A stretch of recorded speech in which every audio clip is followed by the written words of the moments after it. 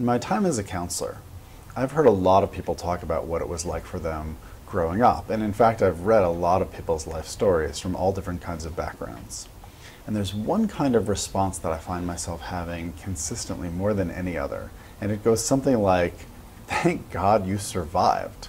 It's amazing, given the circumstances of your life, that you made it this far. And I'm grateful that you made it so that we can be here with each other. Now, given that response, you might be thinking that I'm talking about people who grew up in particularly abusive families, or where they faced conditions of extreme poverty or addiction or violence growing up. And while I know plenty of people who have those kinds of backgrounds, I'm not just talking about them. I'm talking about people who have had other really challenging experiences too, like going to middle school. I mean, you know what middle school is like? That place can be really challenging. You've got social aggression and bullying and all these ways that you're learning you're supposed to be that you don't really want to be, and people grading you on things that don't matter to you, and it happens every day over and over. It really takes its toll on people. It's like we can notice that there are certain things that justify how challenging it is for us to have it be hard for us being a person, like abuse. But other things, just the kind of normal, mundane, everyday background stuff, doesn't seem to us like justification for it being hard.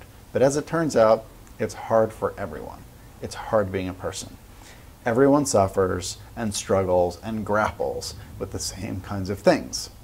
I mean, think about it. Even from the very beginning, you're born into the world and you're an infant. And when you're an infant and you're hungry, it's like the world is ending. I mean, you're just screaming in pain and you have no idea what's going on or what to do about it. It's just this intense, chaotic experience. And that's how we start. And in some ways, it never goes away because we have these feelings that can just be overwhelming and these incessant needs. And we have minds that just won't leave us alone. And so we're contending with these things all the time, even in the best of conditions. But we weren't born into the best of conditions. We were born into societies that unfortunately were not the most hospitable places for us. Somehow the adults who were here before we even got here failed to do a very good job making the communities that we grew up in the right kinds of communities for human beings to thrive in. And so we all have these similar kinds of challenges that we face. And so let me give you an example. If you think about somebody who grew up poor, and maybe this speaks to your experience, you can think about what it's like to not know whether your needs are going to get met, and to be scared about that all the time, to have the tension and stress that goes on in your home that comes from not knowing whether you'll be able to pay for heating. And that is something people are familiar with and think is a reason to struggle as a person. But I've heard people who grew up middle class in the suburbs, in nuclear families, talk about things that are really difficult for them, like when they learn that all of life is just a show, that pretense and having a nicely manicured lawn is what matters, instead of saying anything real about what your real experience is like, or what it's like to be sheltered, and as a result not know how to endure challenges which you're ultimately going to face later in life. Or people who have grown up rich and who talk about being really cut off from almost everybody else, or being raised by people who weren't their parents, or not knowing whether their friends really wanted to be friends with them for them or just because they had money. I'm not saying that these things are all equivalent to each other, but I'm saying that no matter what kind of class background you come from, you can have real challenges that as a human being you have to contend with from early on, and that you may not figure out even later in life what to really do about. It's like I meet people who are struggling with something. Like someone might be bulimic, or maybe not even bulimic. They just might find themselves having lots of feelings that they want to stuff with food all the time, and so they eat more than they need.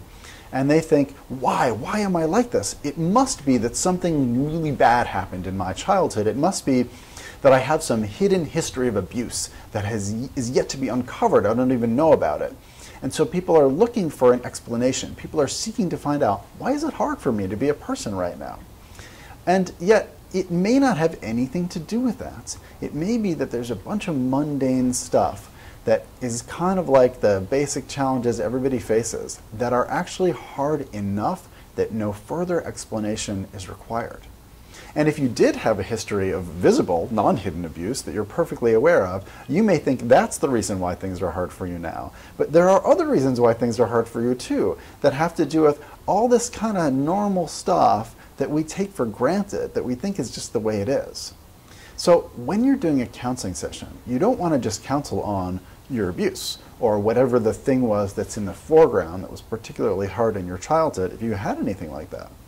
You also want to focus on all these other things that we take for granted, like what it was like to grow up maybe feeling like you didn't belong anywhere, or like you had to give up on your real self or your real values in order to belong, or what it was like to grow up in a world where people seemed to compete with each other instead of cooperate to get their needs met, or how hard it was seeing people be mean to each other, or to see the adults around you seeming to be living partial lives, sort of deadened because they don't really like their jobs or what they do. There are all kinds of things that can give us this sense of confusion about how to be a person, and nobody ever explains them to us. No one ever tells us how to do it. And then you grow up and you get thrust out into the world and you're told, okay, now figure out a way to make some money and survive. Or you're handed this newborn baby and you're told, okay, now figure out how to be a parent. And it's really confusing. It's challenging, just being a person. And so this is important. I don't mean to say that life isn't awesome. Life is really awesome. And it's also wonderful being a person. But it's hard being a person too.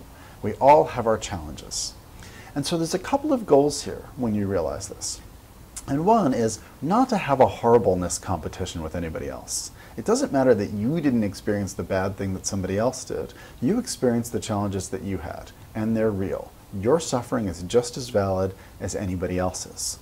And so it's important to have compassion for yourself and what it was like for you, just as you learn to have compassion for others and what it was like for them in ways that are different than what it was like for you. The challenges that we face are often guides to how to make our lives better and better and how to make the world better and better. It's like your anxiety or your depression or your outrage about injustice or your unease about something that you don't even know what it is. Those things, those disturbances, they drive us to figure out how to make our lives better and how to make the lives of the people around us better. They're the things that drive us to make a better world. It may be the case that in any era, in any part of the world, it'll always be hard being a human being for just anybody. But we can notice what was hard for us and make use of that to try to be the adults who, when new humans get born into the world, have made it a better and more hospitable place for them to be part of. It's hard enough being a person, and we can figure out ways to make the things that shouldn't have to be so hard better and better for ourselves and for the people around us.